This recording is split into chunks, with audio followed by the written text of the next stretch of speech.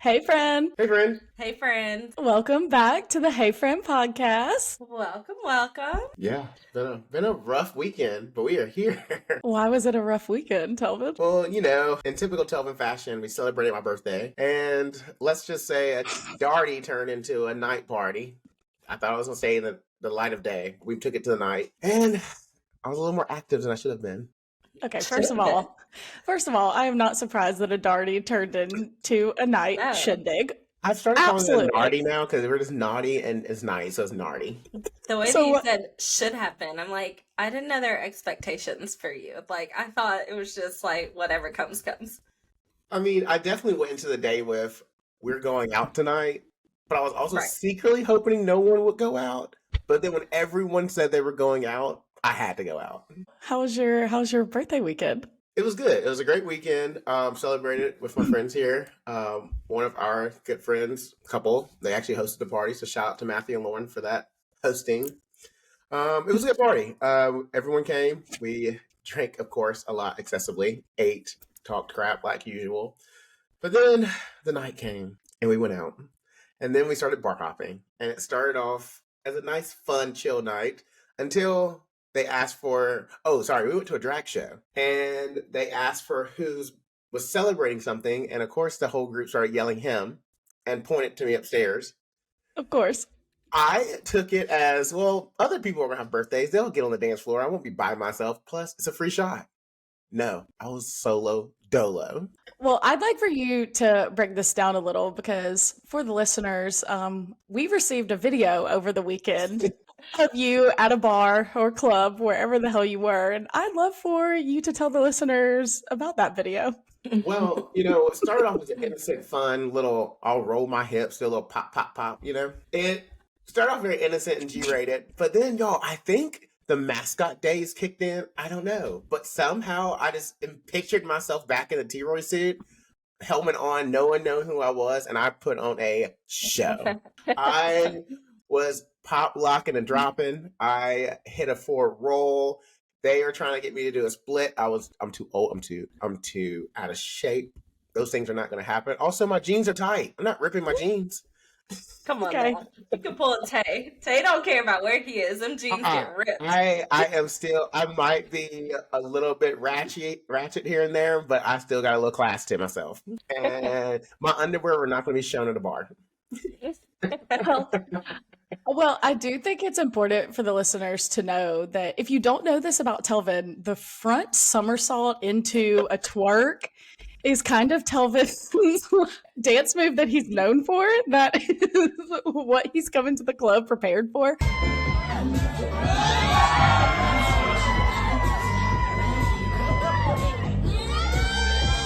Yeah. I'm such a one-trick pony because it's in my arsenal. It's something I know I can fire off. I know I can land it, and every time given the opportunity with a spotlight and a little bit of music on rhythm, it's coming. Well, 10.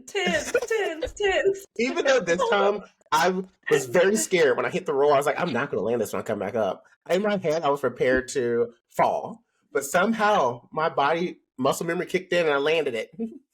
well, I do think I am glad that you're saying this, Telvin, because I'm not gonna lie. When I was watching the front roll happen, I thought,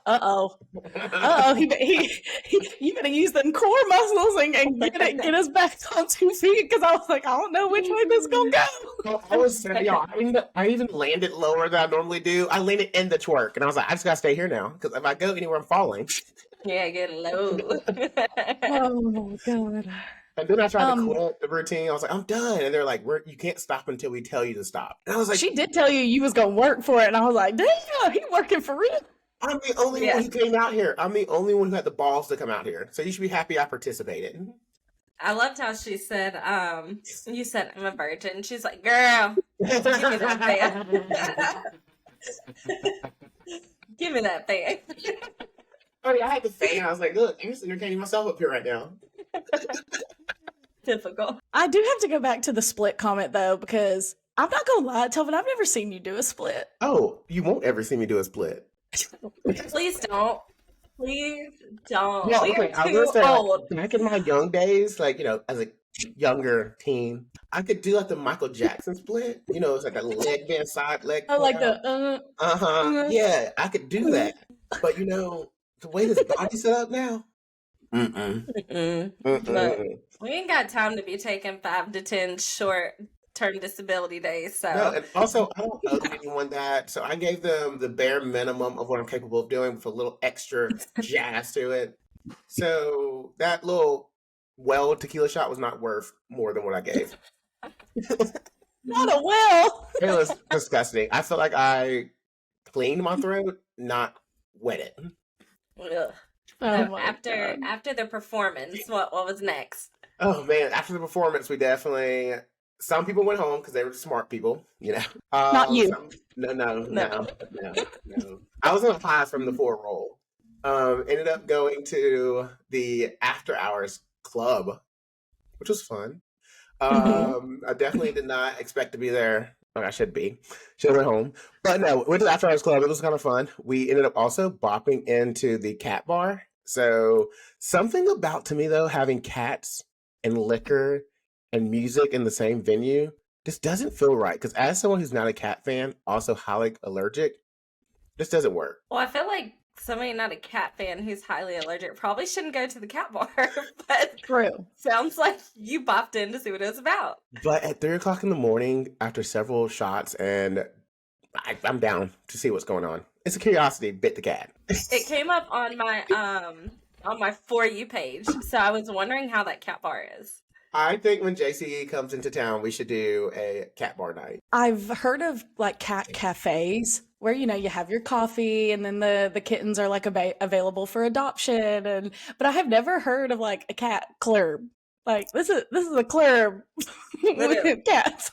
It goes from coffee bar to lounge. And the cats just walk around their little kennels. Meow. Are they available for adoption? I am not curious enough to find out. I don't think so. I think what I read, I don't know. I'll double check, but I cannot confirm that because I honestly didn't care enough to find out. I'm allergic to cats and not a cat person. Decided to pop into a cat club at, I'm sure, 3 a.m. What, 2 a.m.? Let me guess. Around those times, around those witching hours. Imagine if they were available for adoption though. Like people are probably getting like just effed up, blackout, and be like, "I'm gonna take a cat home." That's Not you, part of Telvin. why I don't think they are, because they're probably like, these people you ain't serious. Bye. I also just think that a rational person doesn't just adopt things and take them home. So don't have to worry about that over here. Well, JC, share an update for you. Okay, first of all, I haven't randomly adopted any animal. First of all, Hudson and I have had plenty of conversations of when we wanted to adopt our rescue dog, and then we decided months ago that he needed a friend, but we just recently adopted a kitten. This So kitten was the kitten that we showed you on the last episode. That was her foster kitten. yeah, she's not a foster anymore. She's ours.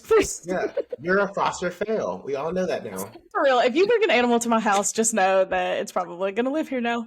So what do we have now? We have a dog, a cat, and a snake. Yep, Petting we zoo. do. We do. Wait till we live somewhere with like land and a backyard. Hudson gonna have it looking like a damn zoo in this house. Oh. Guess Yeah, I'll we'll cross that bridge when we get there. I'll be prepared to drug myself up before I come over. Right. I'm glad you had a great birthday, Telv. It was a Sorry great one. missed out. Yeah, I mean, technically you were there. So backstory, everyone. My husband decided to take an e-bike for a quick round and race someone on a 4-wheeler and crashed and fractured his elbow. So he has a full-on cast. So Okay. we show up. Okay. Sorry. No. Jason, you don't know this, do you? Nobody and does. I talked to Kayla on what, Friday? So this must have went This down over the happened weekend. Saturday. Yes. So long story short, we show up to Telvin's. DJ had just crashed. And he was like, I'm fine. I'm like, okay, we'll find you a sling. Like, we'll be okay. I'm, of course, talking him up, like, whatever. And we get to Telvin's birthday. I don't know, just the whole aura of the day. It just, I could tell, is off, whatever. And DJ's in pain. So we're not even there an hour. And I just tell DJ, like, just head to the car so he can go to the ER because he's in pain. I picked the kids up. I wasn't even going to say bye to Telvin because I was like, I don't want to have to tell anyone why, like, I don't want to have to say shit. I just want to go, like, at this point. So Telvin happened to come to me at the same time, and I was like, look, Telv, I love you. We got to go, okay? I can't explain anything else. Like, we just got to go. It's effed up, not in the mood. Sorry, boo. Love you. Have fun. Please go out. I wanted to go out. So DJ's at the ER, gets home finally at like 11:30 that night. In the midst of all of this, at like 7 or 8, I start feeling horrible. I come down with the stomach virus. I am vomiting and diarrhea from 7 p.m. until late last night. No. So I'm still feeling a little crappy. So in the midst of all this shit, my husband has a full arm cast. I can't get out of my bathroom one way or another. The kids are running around living their best life the last 36 hours. So it's rules. They're probably like, no rules. It's been a shitty weekend, no pun intended. So, Telvin, I'm sorry we missed. I'm really totally sad. Good things happen. We will have to do another night out like that again because that was one for the books. So I want you to. I would have loved to have gone to the cat bar. I'm sad. And Mary's. Yeah. Oh my gosh. I feel like y'all's weekends were way more eventful than mine. Oh, also, Jacey, there was another good highlight I forgot. I did an Easter egg hunt for the kids, an early Easter egg hunt. You did? Yeah.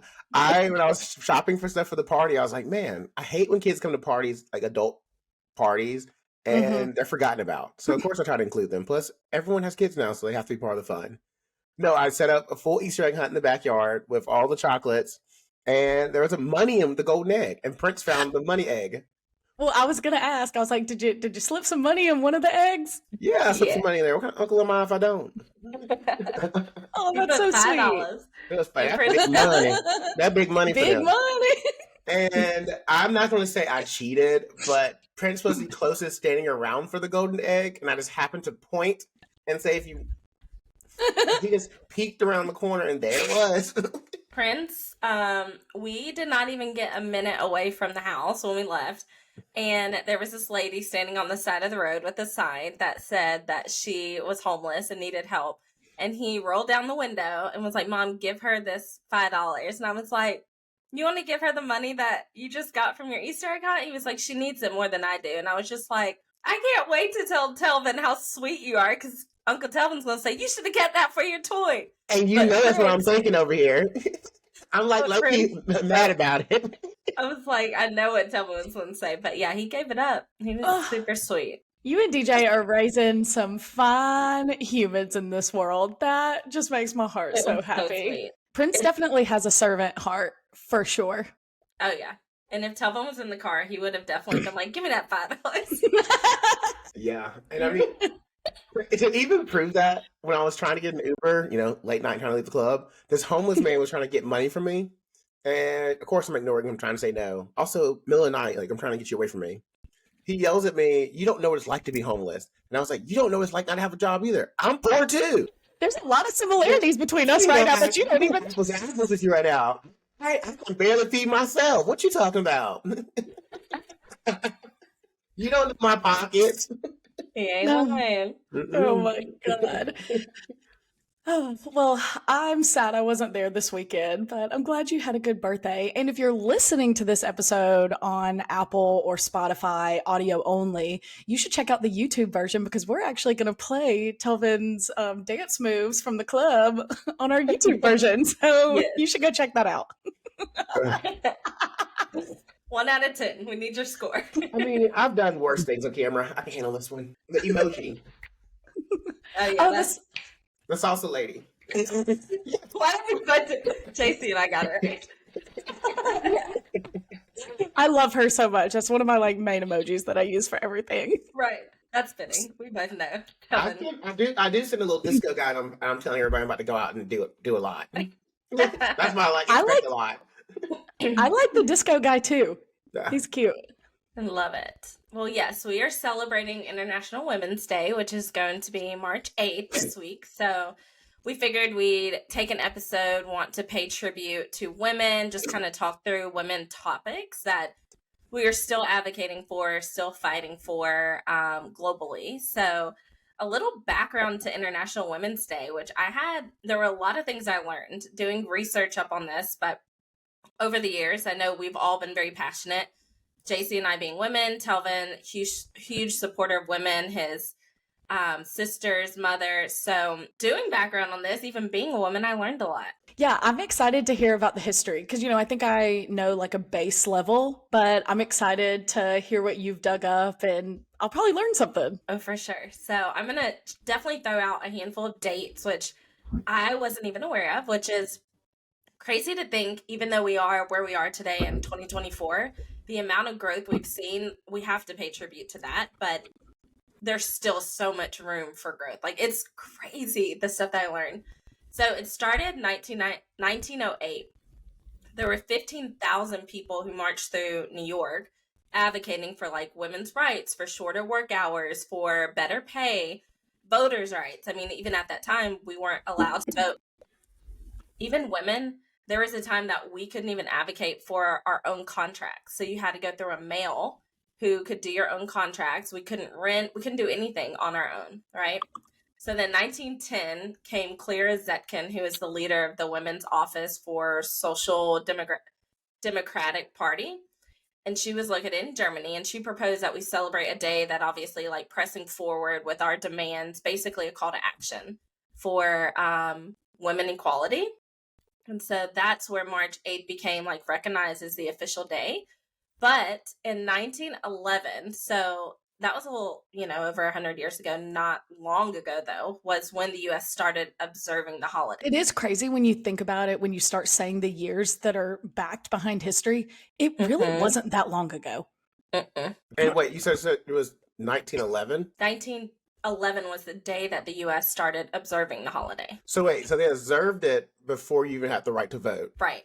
It's a special day, but you can't vote yet. Okay, I'm there. So even in 1911, we started observing the holiday. Then 1913, there was Austria, Denmark, Germany, Switzerland honored the day, International Women's Day. But from 1913 to 1975, that huge gap, that was when the UN celebrated. So you see that many years, it was only like all of 5 countries that were observing it, which is absolutely nuts to me. So it took so insane. So 1975.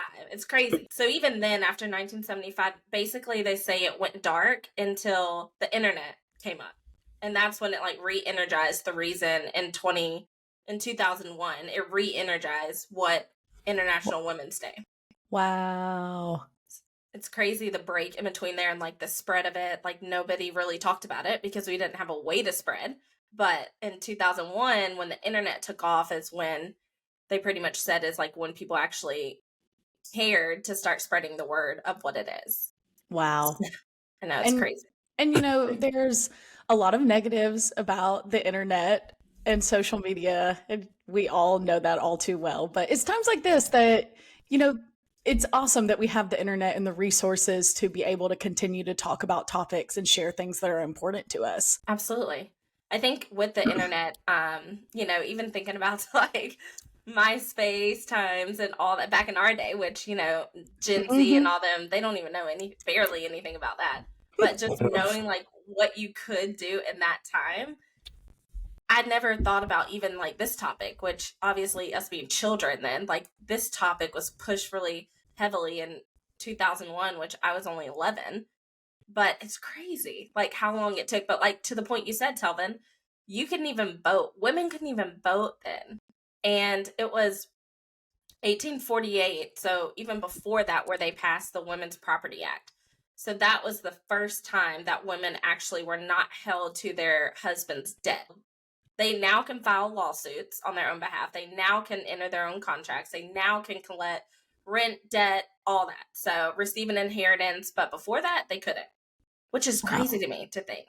As a woman, like our rights, like we just had no rights. We literally were like a freaking possession to men, which is crazy. It's also interesting to think when you were even talking about what like major moments in like the 70s. I mean, our parents were alive. Yeah. Right. They saw like this is not that long ago. Like our parents were alive and well and becoming adults at that point. Like my parents were in college then, right? Yeah, late 70s. So even thinking of the 70s, so 1963, the Equal Pay Act was passed, promoting equitable wages across, race, color, religion, nationality.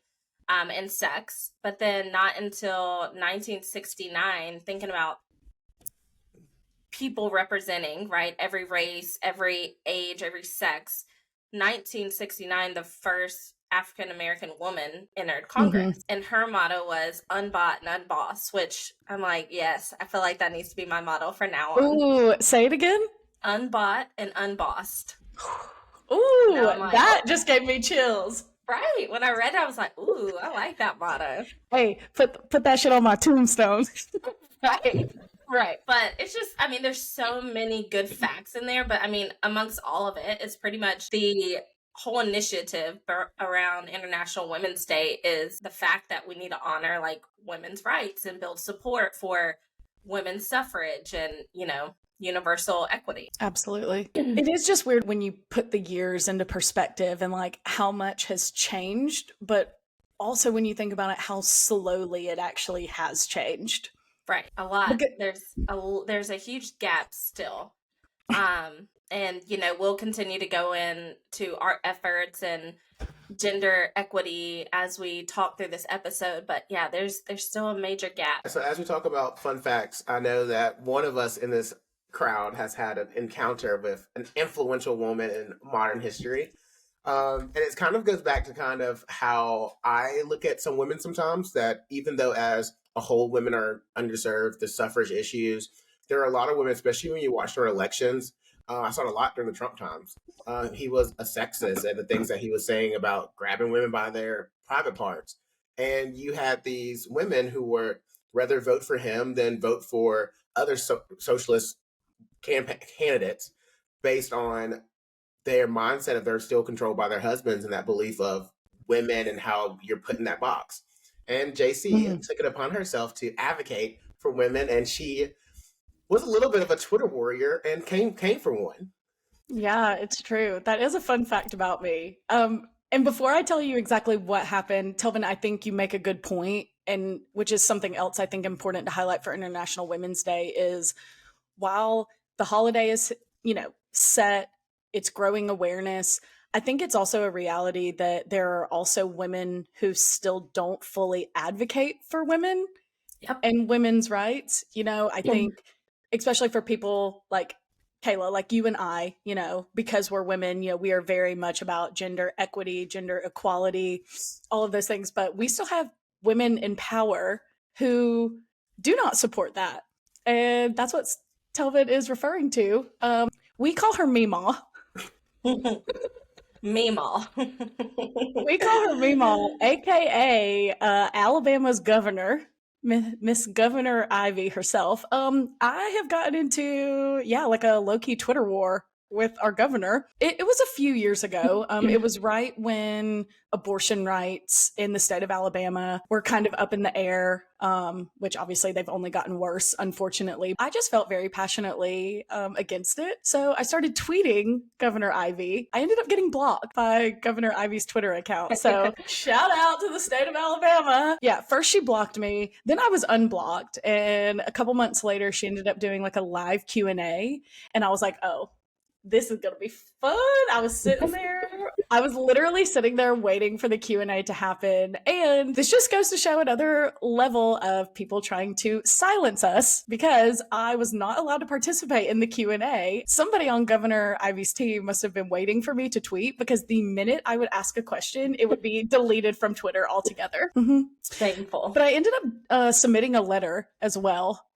And of course, never heard anything back. It's just really shitty to me when you have not only people in power, but especially women in power who are clearly making it a prerogative to not support other women and feel like we can't make decisions for our own behalf. So as funny as it is funny that I'm blocked by Governor Ivy. Like, that's funny. But it's really not, though, you know, because it's like a woman that I'm supposed, quote, unquote, supposed to look up to, supposed to look to for advice and shaping history. And all you're doing is putting us backwards and backwards. So and I think that kind of goes back to what I was saying about women also like not supporting other women, because I look at her as a woman, how you're saying you look up to her, like she is a woman in the South, in a state that has had so many bad history between racial rights, women rights, everything has been covered in our state. And I hate to say this because I never want to take away from somebody's title or the work they've done,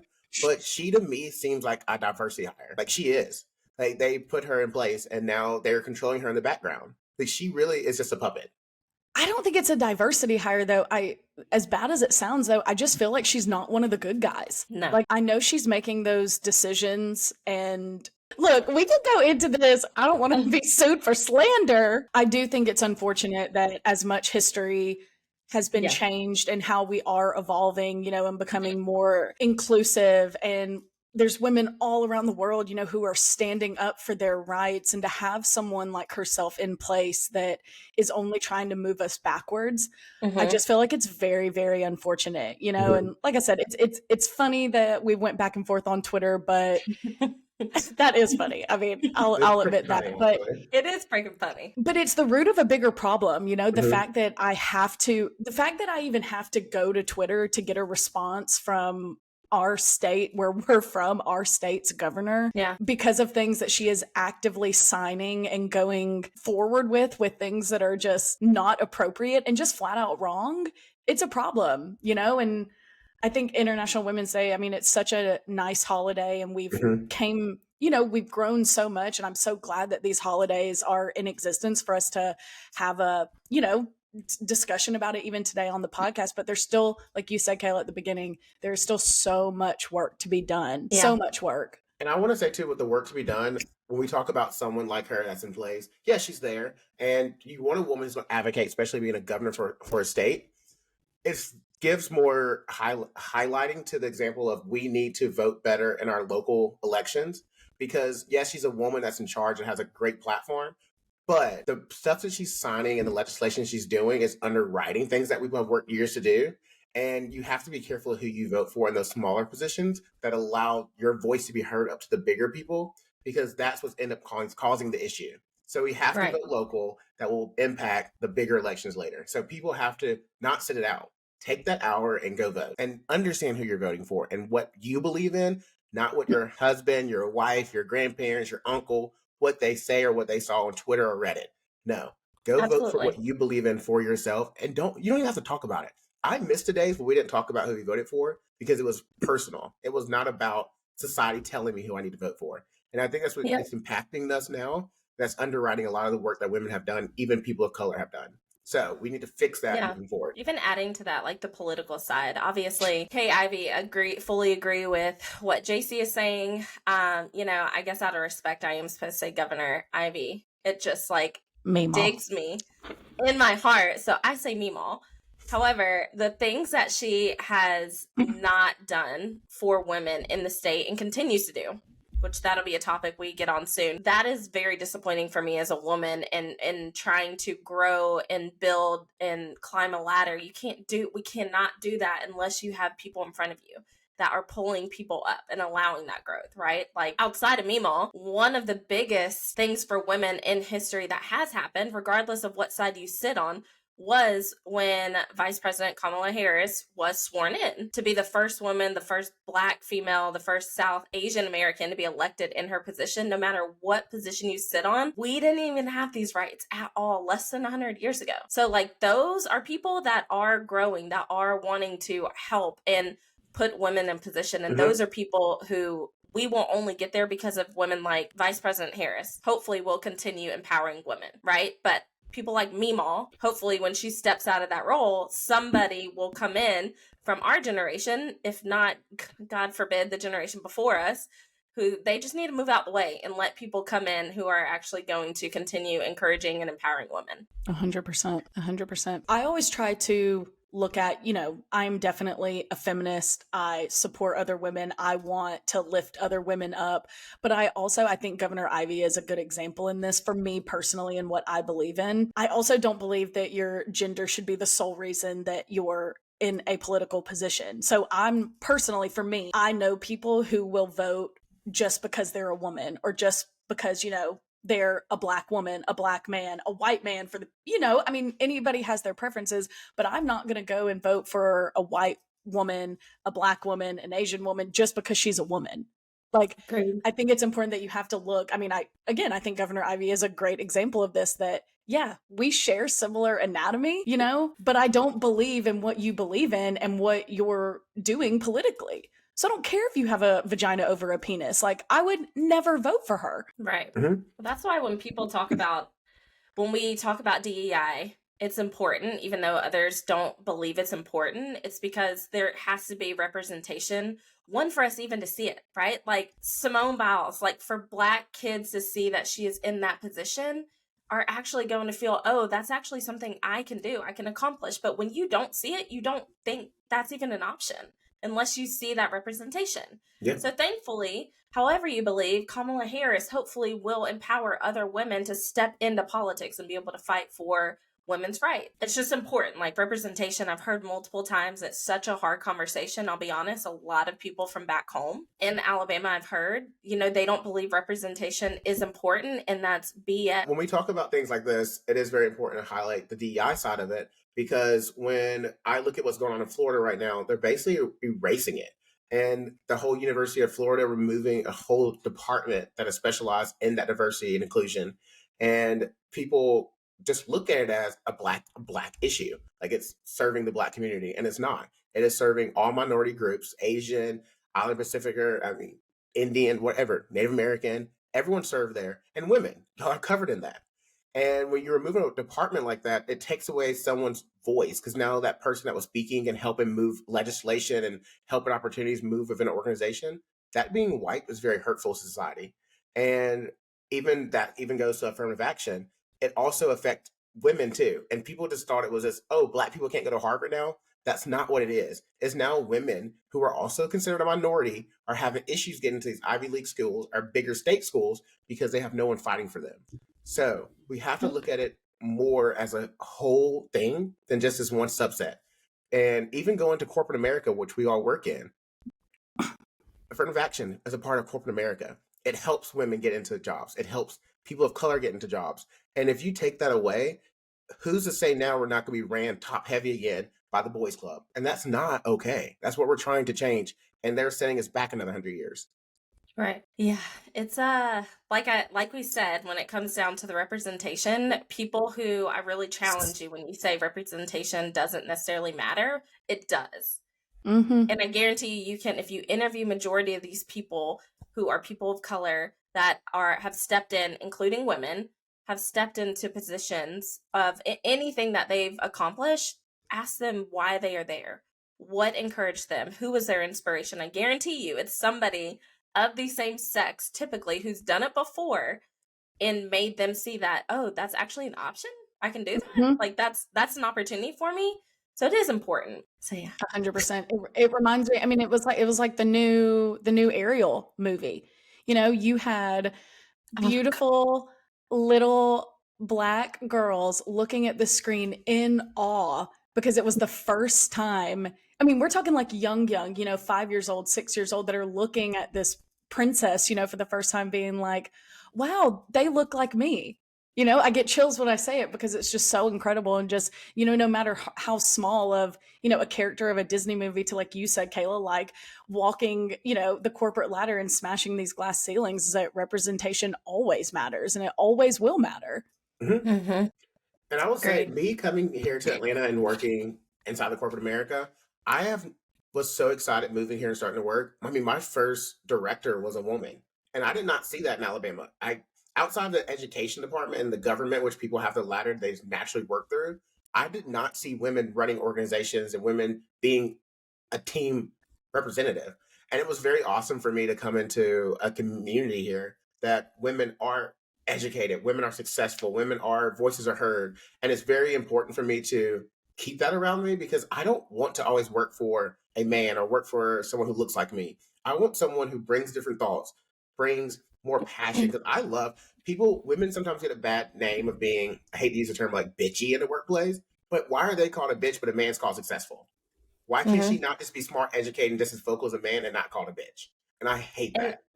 I'd add to Black women are referred to as aggressive, which is BS, because they actually stand their ground, but have somebody else say it of a different color, and it wouldn't be looked at aggressive. They'd be looked at as strong or vocal, or even just being the boss. Like, oh, well, they're just the boss. But Yeah. if it's a woman or a Black woman saying it, it's Yeah. aggressive.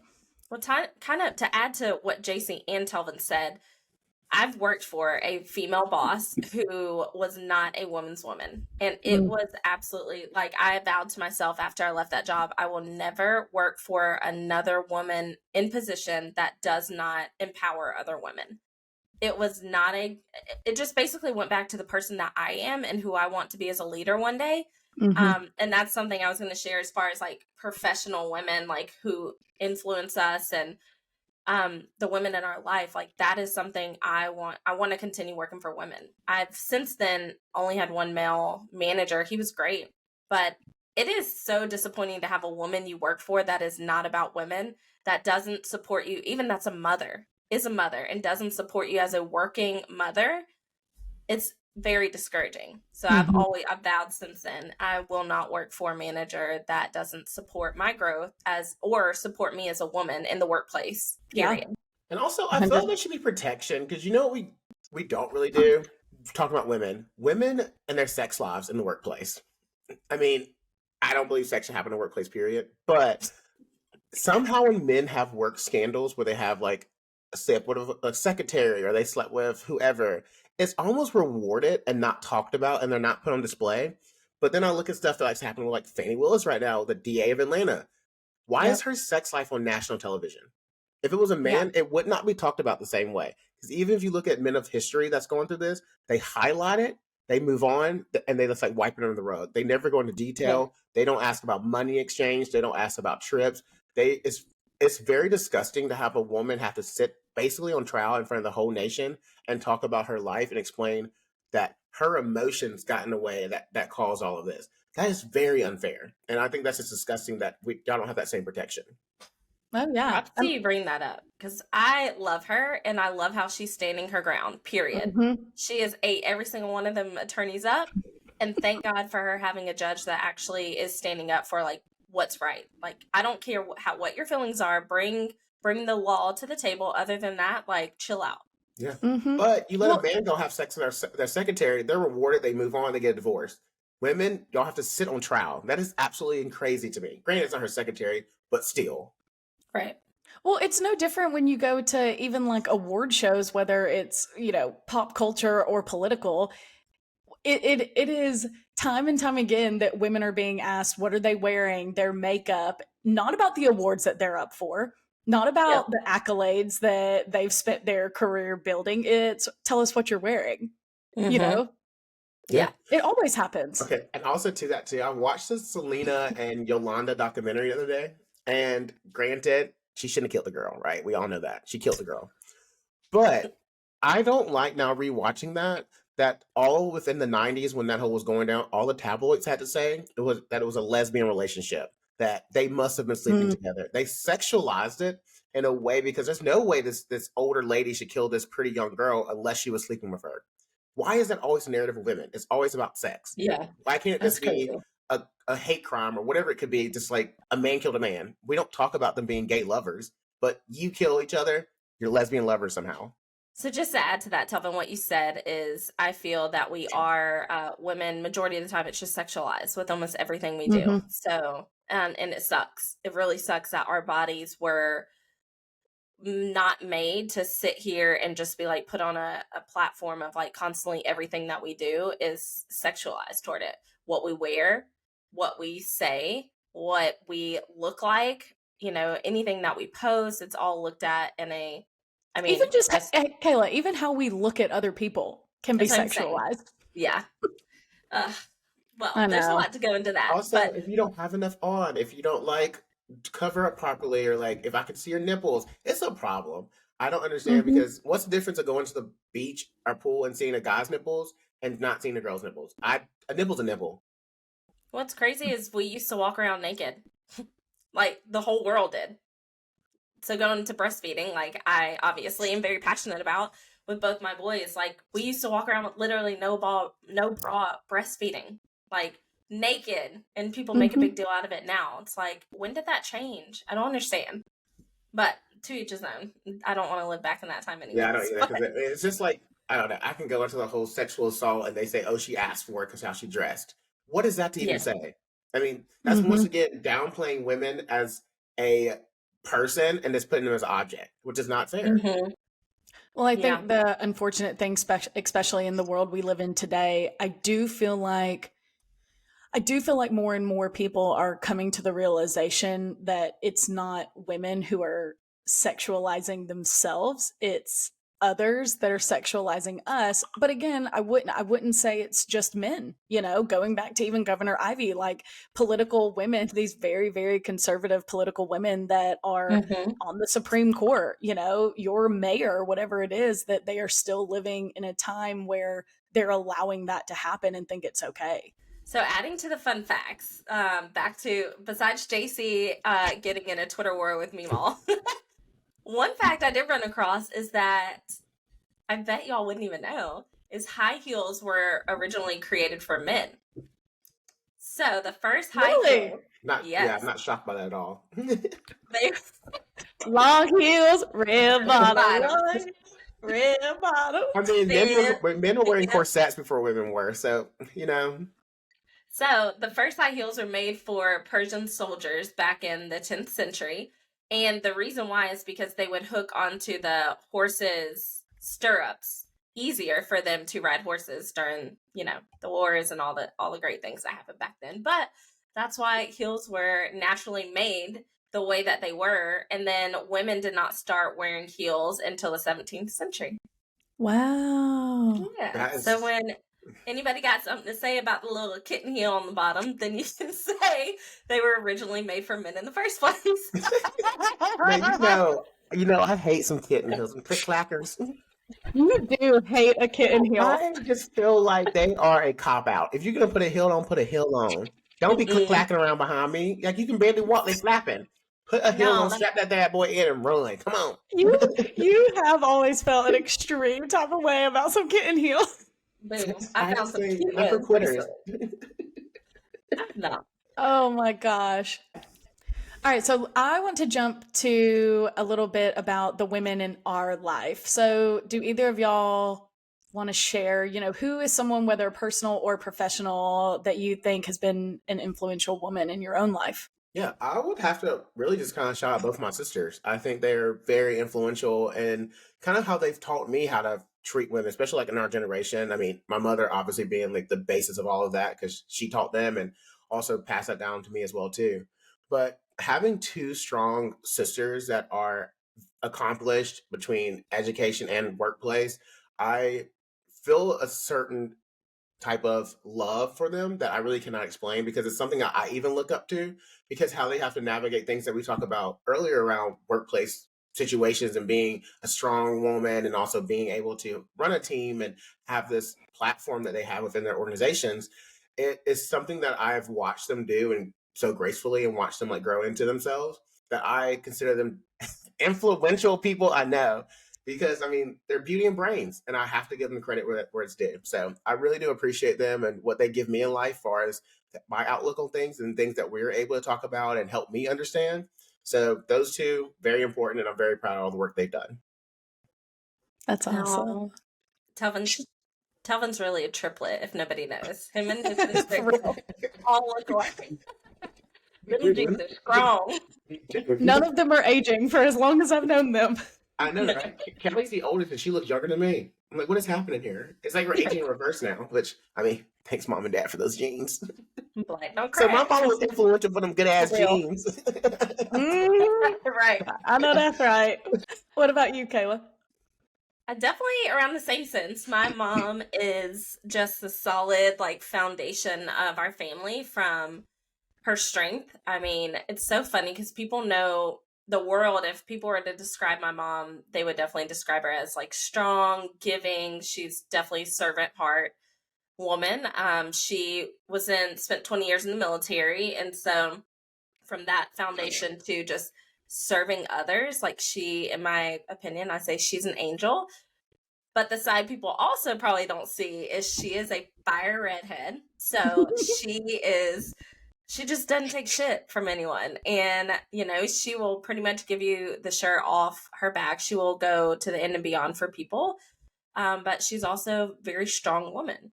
And one thing I'll say is going from the military, you didn't necessarily like, it's not the civilian world I'm in where I have to like grow up the career ladder, right? Like she had a role, you get put in a job, that's just what it is, and you can grow within the military. But one thing I take from that is I'm in a totally different era of working. And so for me, I take her strength, I take her knowledge, and now I'm trying to like bust my butt to grow up the corporate ladder or whatever ladder I decide to when it comes to business. So my goal one day is to take that strength and, work for another female CEO one day, or my goal is for that to be my damn self one day. So, besides my that's right. mama, I have, there's been a few women, I would say professionally in the scene, being in Atlanta.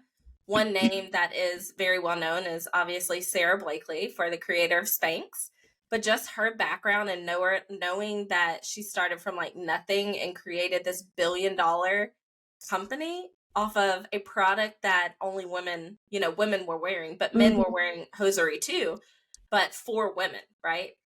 So doing some research on her too, she, in 2012, she landed on the cover of Forbes magazine to be the youngest self-made female billionaire in the world.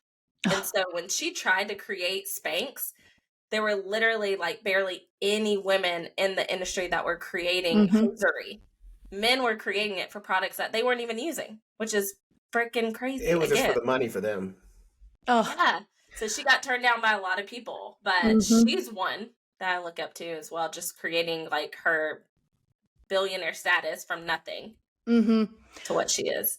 I love her so much. I have always, kept up with her and her wins. But you know what else I think is cool? I have known a couple people who have worked for Spanx and have nothing but positive things to say. Because, a lot of times there are women or men, but a woman comes, she creates this badass company, this multi-million, billion-dollar company, and they're assholes. And she is not that way. I've talked to multiple people that have worked for Spanx, and they're like, I could work here the rest of my life because of how she runs her company and how she treats people. I think it's incredible. I've applied a few times to Spanx. So Sarah, if you hear this, I want to come work for Spanx as a bomb ass recruiter. But I also have I have an invention in mind that's going to be for women. And so one day, I hope I run across you. I'm going to find you so I can. I have to tell you, I'm not trying to put her business out there, but I know where she works out because we have worked out together before at Orange Theory. And I remember I told you that day when she came in, I see her pop in, and I did not know we went to the same gym until that day, but she popped in, very nice. She was the bubbliest person in there. Also, it's in the morning, no one wants to work out, but here she is. And I will echo, she's one of the nicest people ever, but I also was staring at her in the mirror the whole time while I was running. Almost off the treadmill. And I was like, that is really Sarah Blakely over there. Yeah.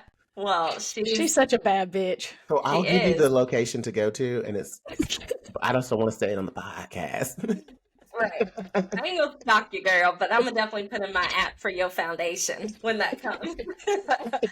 But I had to shout out Sarah, and then just quickly another woman that I always thought I'd be in the sports world, and I'm not, which is fine. That was not my purpose. But Nicole Lynn, as one of the first Black women to represent an NFL draft pick, I always thought I was going to be like the first NFL female Black agent. I did not go that route, which is okay, but I have always just appreciated her representing Black women and getting there and negotiating the contract she has for Jalen. But full circle, one of my sisters from another mister, my best friend Jenna, now works with Nicole, and that story is just crazy. It was fate.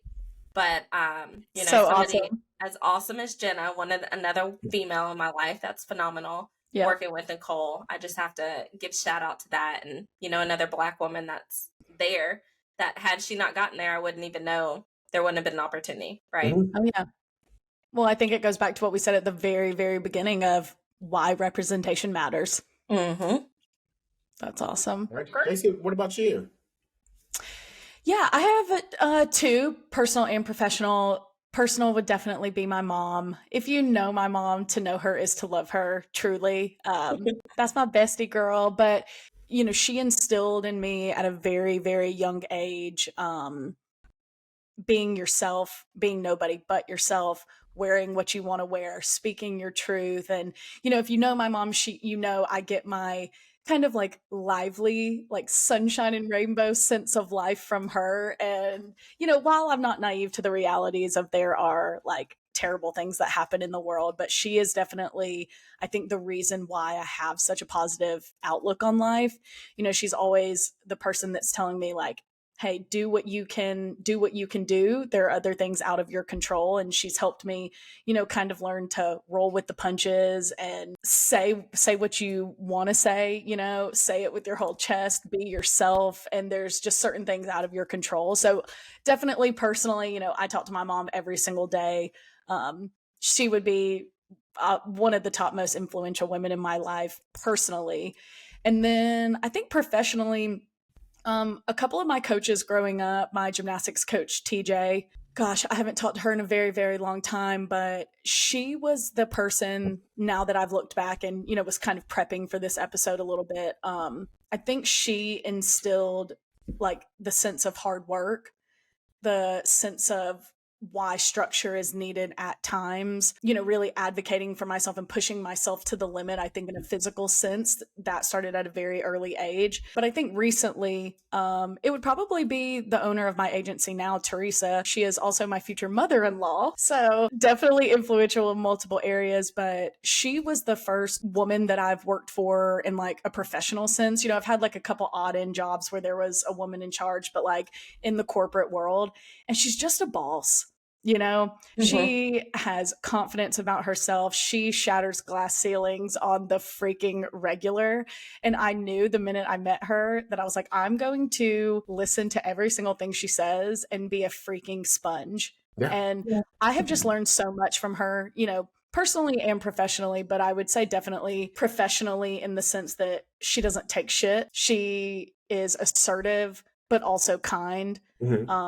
She has, I've worked at this company for over 4 years now. The confidence, I mean, I'm sure y'all can even tell, but the confidence I've gained in my professional life is a lot due to her, just how to move and speaking with conviction, and being proud of a conversation or a product, or I don't know, it's all kinds of things. But I think she has been a major influence the past 4 years, just how I'm moving professionally. And she's someone that I aspire to be like. Yeah.